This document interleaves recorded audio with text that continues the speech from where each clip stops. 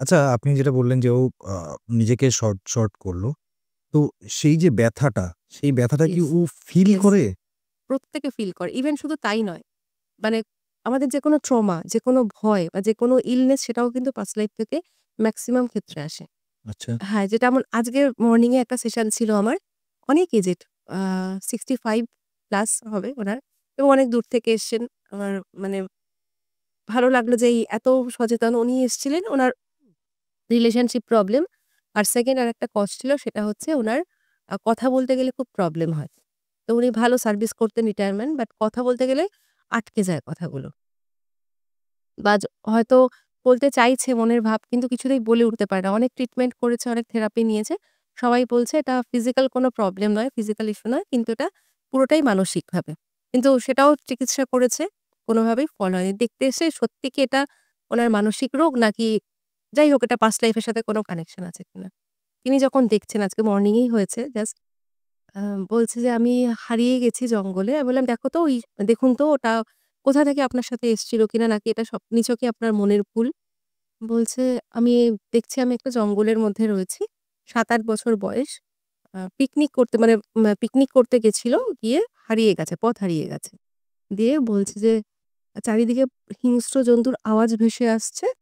এবার জঙ্গলের মধ্যে থেকে দেখছে কোনো একটা হিংস্র জন্তু ওর দিকে কিছুটা আসছে। বেশ খানিকটা দূরত্ব কিন্তু আমি চিৎকার করতে পারছি না। আমার গলাটা আটকে গেছে। মানে ও পুরো ট্রমাটাইজ হয়ে গেছে। তো আমি বললাম, "তাহলে ঠিক আছে দেখুন এবার বেশ কিছুক্ষণ পরে আপনার সাথে কি হলো? আপনার কি মানে মারা গেছিলেন নাকি কেউ আপনাকে বাঁচিয়েছিল?" বলছে, "হ্যাঁ, আমি অর্ধমৃত অবস্থায় পড়ে রয়েছি। তো পালকি করে বিয়ে করতে যাচ্ছিল কোনো এক মানে কারা যাচ্ছিল তারা আমাকে নিয়ে গেছে। নিয়ে যাওয়ার পরে মানে মাস ওদের বাড়িতে ছিল। কোনো কথা বলতে পারত না। ওই যে গলাটা মানে ছোট চাকরাটার যে ব্লকেজ হয়ে গেছে ভয় পেয়ে তো মানে অনেক মাস পরে ওদের ট্রিটমেন্ট করার পরে যাই হোক ও আস্তে, আস্তে কিছুভাবে বোঝাতে পেরেছে বা ওরাও দেখেছে আশেপাশে কোনো বাচ্চা মিসিং কিনা, ওরা বাড়িতে দিয়ে এসছে। এবার যখন বললাম, "আপনি দেখুন আপনি মিডিলে যে আপনার এই প্রবলেমটা ঠিক হলো কিনা?" বলছে, "না কোনো চিৎকার বা কোনো কেউ জোরে কথা বললে আমি ঘাবড়ে যাচ্ছি। আমার কথা আটকে যাচ্ছে। আমি তো ব্যবসা করতাম। কিন্তু কাস্টমারদের সাথেও ডিল করতে পারছি না।" এই যে মানসিকভাবে ওটা রয়েছে ওটা কিন্তু ক্যারি হয়ে আসছে। ক্যারি ফরওয়ার্ড হচ্ছে নেক্সট লাইফ টাইম। তো এটা কিন্তু যেকোনো ইলনেস এরকম হয়। এবার যেকোনো ট্রমা। যখন আপনার সেশনটা হচ্ছে বা সেশনটায় গিয়ে দেখতে পাচ্ছে যে what is the root cause, তখন কি জিনিসটা করছেন আপনারা বা আপনি কি ইনস্ট্রাকশন দিচ্ছেন যে এখানে গিয়ে প্রবলেমটা সলভ হচ্ছে? মানে ও জিনিসটা কি? আচ্ছা ১ম এ তো দেখ যখন কিছু আমরা দেখছি যে আচ্ছা এটা আমি ভুল করেছি বা এটা আমার সাথে হয়েছে। যেমন আরেকটা মেয়ে দেখেছি ওর পায়ে এই লাইফেও খুব পেইন আছে। তো দেখছে মেয়েটি সুইসাইড করেছিল। সুইসাইড করার আগে তাকে কেউ মেরেছিল খুব। তো পাটায় খুব ফ্র্যাকচার হয়েছিল এবং ও যখন সেশন চলে তখন তো ফিজিক্যাল বডিতে আমরা কিন্তু সেম পেইনটা ফিল করি। সেম পেইন মানে আমিও যেটা দেখেছি আমার বাবা-মাকে একটা লাইফে আমি দেখেছিলাম তাদের আগুনে পুড়িয়ে মেরে ফেলা হচ্ছিল এবং আমি খুব সামনে মানে আমাকে বাঁচানোর জন্য আমার দাদামশাই নিয়ে এসেছিলেন। আমার গায়ে আগুনের তাপ লাগছে আমি ফিল করতে পারছি।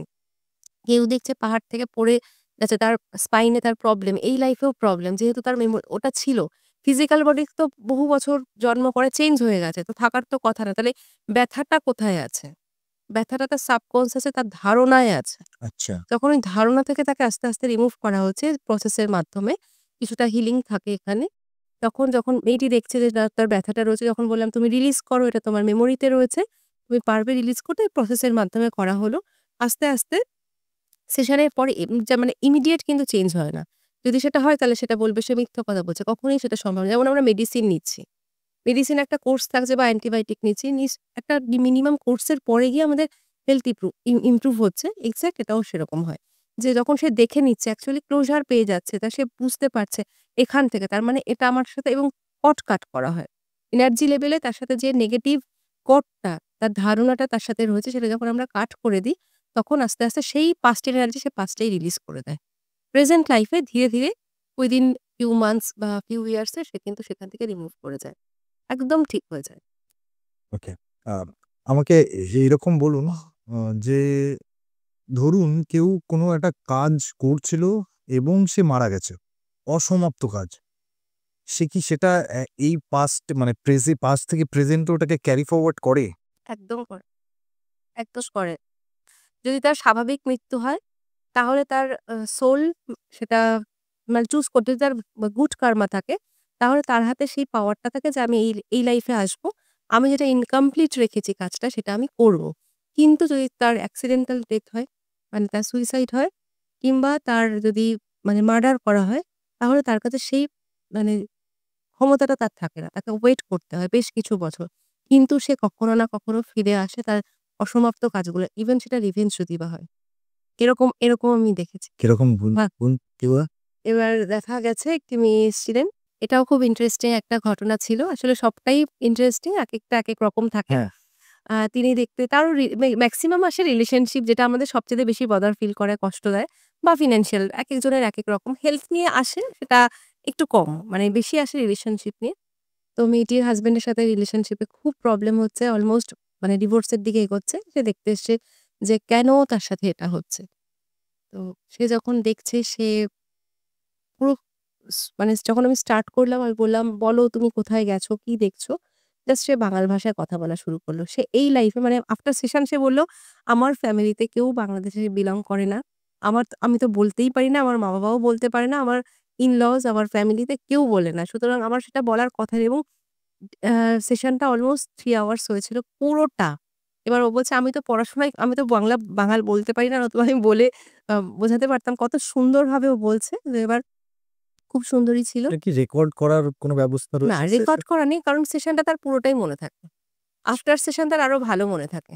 কারণ যারা আমার কাছে করেছেন, ইভেন আমিও যখন করেছিলাম, আফটার সেশন আরো ক্লিয়ারেন্স এসে যায়। মানে আমার তো চ্যানেলগুলো ক্লিয়ার হয়ে যাচ্ছে। আমার তো থার্ড আই চাকরা অনেকটা বেশি অ্যাক্টিভ হয়ে যাচ্ছে।